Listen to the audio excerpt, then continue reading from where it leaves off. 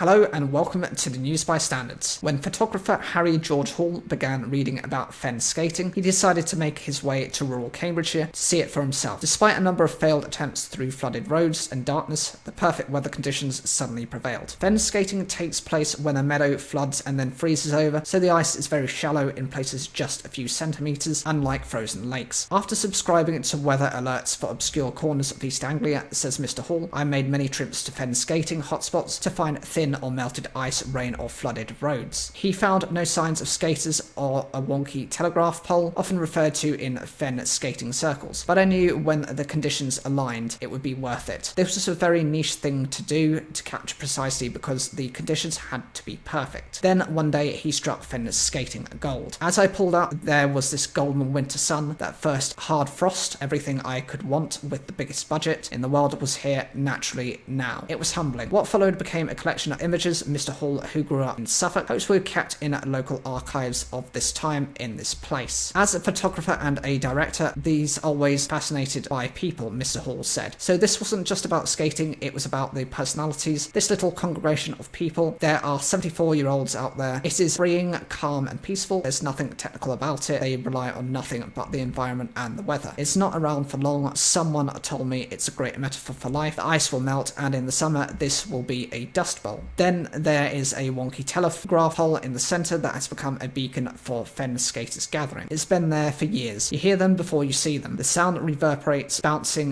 down the fen. Then there's that scraping sound. People are really enjoying themselves. When you take your camera out, people can be suspicious, but it's a beautiful thing. Even the sight of their belongings on the side. It can be demoralising trying to find them at first. It's not all laid out for you. You have no control over it. I'd travelled to a few different spots like Welney and Sutton Galt near Willingham, but the weather wasn't right. The fen was too flooded, but I rejoiced when I found them. Looking back at it now, it's very rare for these conditions to be right for a photographer. That canvas. When I put the pictures out, everyone had a story, a grandparent or a great-grandparent who did it. I think it's so important that things like this are documented. It is so historical. It is telling a story. You're getting across the humanity of life. It is an amazing snapshot of what it's like to live, to be in this condition.